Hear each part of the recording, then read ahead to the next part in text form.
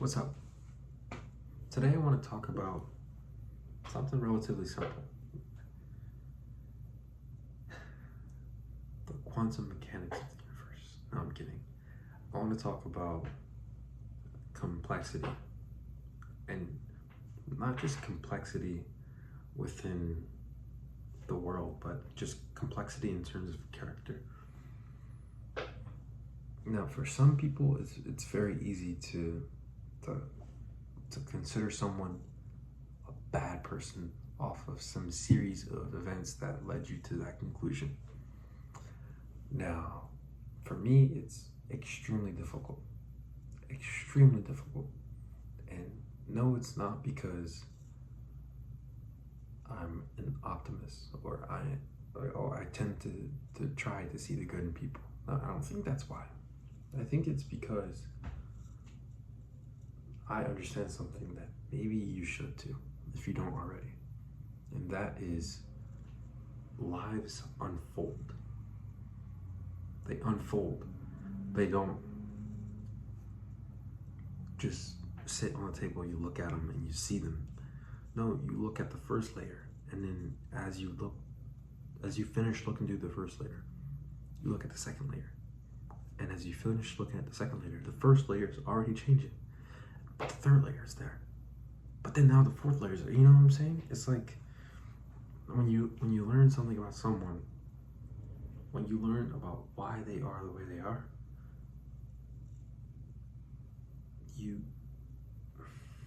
there's just so much more. You know? Like, yeah, that guy, he gives me a hard time every time I see him. You could say that. And then a couple, days or years or months later, you understand, okay, that guy, before he came here, he was bullied, he was scrutinized, and hated just for the way he was. And then you're like, wow.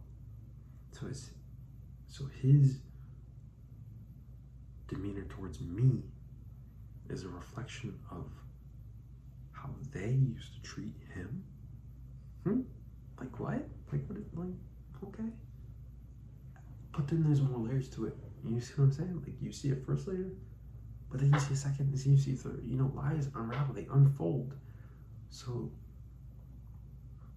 it's really tricky to say you completely understand a person. So if that's the case, then what makes you think that it's okay to just blatantly consider someone a bad person? You know what I'm saying? It's like that doesn't really make sense. If lies are tricky to understand, then how can you just blatantly draw that conclusion? I mean, yes, there are like some instances. Like, I don't think anyone's gonna go around saying Adolf Hitler or Stalin was a great person. No, he definitely wasn't. They both had motives. They both had reasons reasons that seemed justified in their head behind what they did. And I think that still is a testament towards humans and why they are the way they are. It's like you've done this, you've done that, and you will do this and you will do that, and you want this and you want that, simply because of that trajectory that you have, that non-linear, that loop-de-loop unraveling life that you have, that multi-dimensional aspect that exists within you, that character, that complex character that you have without even asking for it. Like, you don't need to create a complex character. You don't need to be a complex person. You don't have to be a complex person. You just are a complex person. Like you, though, if I met you, I could probably understand you in some X amount of time, but would I ever be able to say I truly understand you? No, probably not. And one of my greatest flexes is my ability to read people, my ability to meet people, understand them, get to know them, and then be able to predict what they do and understand the way they do. That's one of my greatest flexes. But I understand that I'll never truly see 100% of the picture. It's like the Heisenberg uncertainty principle. You can't look at the photon and observe it at the same time. You can't. Well, I'm sorry, you can't. You can't know the location of the photon and also observe it as well. I'm sorry, I'm butchering it, but you get what I mean, right? It's like you can't look at the unfolding character at the same time as understanding with 100% complexity. That's why people miss you when you're gone, right? And that's why we know the most about the people who passed away. Like our history books will tell us the birthplace of this person, but and also like from birth to death, like give in-depth explanations behind the motives they did. I just feel like that's exclusive to the dead, to the gone, to the missed, to the lost. Like you can't look at the character because it's still growing, it's still changing, right? It's like there is no such thing as a bad person that exists on Earth today that is living.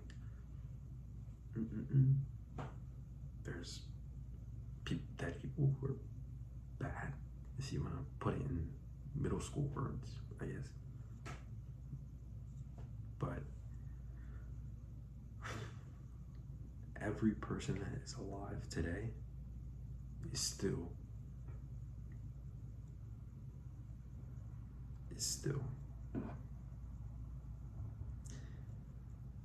morally ambiguous. Even though they might have done some heinous things, I truly do believe I can look that person in the eyes and say, you haven't lost yet. You still have the rest of your life to live to illustrate why you did what you did. Were you right? Were you wrong?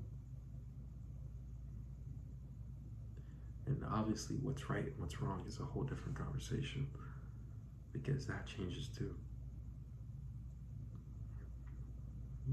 Like people look at hair trimming and both the golden eyes and the darkest eyes, Harry S. Truman, the president, right? Okay. I don't know. Well, I mean, I do know one thing. I do know that I believe in